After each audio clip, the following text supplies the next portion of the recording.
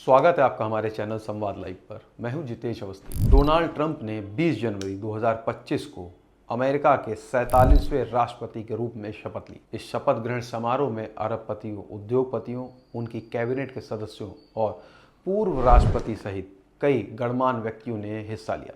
यह ऐतिहासिक समारोह कड़कड़ाती ठंड के कारण कैपिटल हिल के अंदर आयोजित हुआ, जो पिछले 40 वर्षों में पहली बार हुआ। उपराष्ट्रपति के तौर पर जेडी वेंस ने शपथ ली।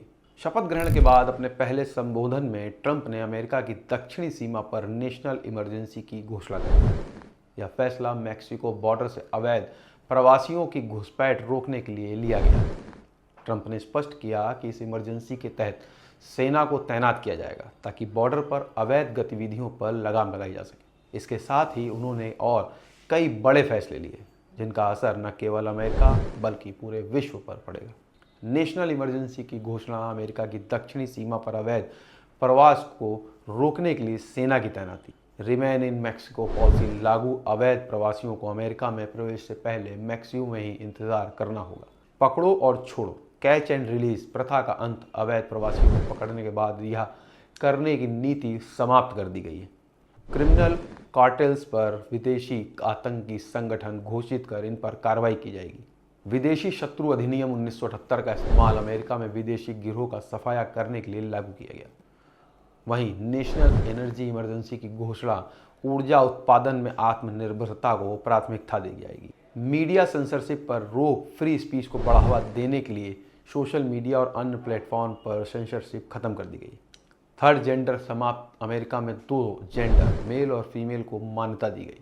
कोविड मैंडेट उल्लंघन के कारण निष्कासित कर्मचारियों की बहाली मुआवजे के साथ इन कर्मचारियों को वापस लाने की घोषणा कर दी गई है। गल्फ ऑफ मैक्सिको का नाम बदल के गल्फ ऑफ अमेरिका राष्ट्रीय गर्व को बढ़ावा देने के लिए यह निर्णय लिया गया है। वहीं पैनामा कैनाल को वापस लेने की प्रतिबद्धता को चीन के प्रभाव को खत्म करने और अमेरिका के हितों की रक्षा के लिए लिया गया है। टैरिफ और टैक्स में बदलाव, विदेशी देशों पर टैक्स बढ़ाकर अमेरिकी नागरिकों की समृद्धि सुनिश्चित करना है। ट्रंप ने अपने संबोधन में अमेरिका फर्स्ट नीति पर जोर दिया। उन्होंने कहा, हम अपने नागरिकों को समृद्धि के लिए काम करेंगे और किसी भी विदेशी देश को अपना फायदा नहीं उठाने देंगे। हमारी सर्वोच्च प्राथमिकता एक ऐसा राष्ट्र बनाना होगा जो गौरवान्वित, समृद्ध और स्वतंत्र हो। उन्होंने ये भी कहा कि अमेरिका फिर से दुनिया का सबसे शक्तिशाली देश बनेगा। ट्रंप ने अपने संबोधन में यह खुलासा किया कि कुछ महीने पहले उनकी जान पर खतरा मंडरा रहा था। पेंसिल्वेनिया में एक हत्यारे की गोली उनके कान को छूकर निकल गई। उनके इसे ईश्वर की इच्छा बताया और कहा उनकी जान इसलिए बची कि ताकि वो अमेरिका को फिर से महान बना सकें। डोनाल्ड ट्रंप के इन निर्णयों का असर सिर्फ अमेरिका तक सीमित नहीं रहेगा, बल्कि वैश्विक स्तर पर इसको बदलाव देखने को मिलेंगे। पैनामा कैनाल पर चीन के नियंत्रण को चुनौती देना एशिया में भू राजनीतिक तनाव बढ़ा सकता है। आव्रजन नीति में बदलाव, अमेरिका आने की सोच रखने वाले लाखों लोगों को नई चुनौतियों का सामना करना पड़ेगा। वहीं आर्थिक नीतियों का प्रभाव, टैरिफ बढ़ाने से वैश्विक व्यापार प्रभावित हो सकता है, खासकर विकासशील देशों के लिए। सामाजिक नीतियों का असर, थर्ड जेंडर की मान्यता समाप्त करने से मानवाधिकार समूह में असंतोष बढ़ सकता है।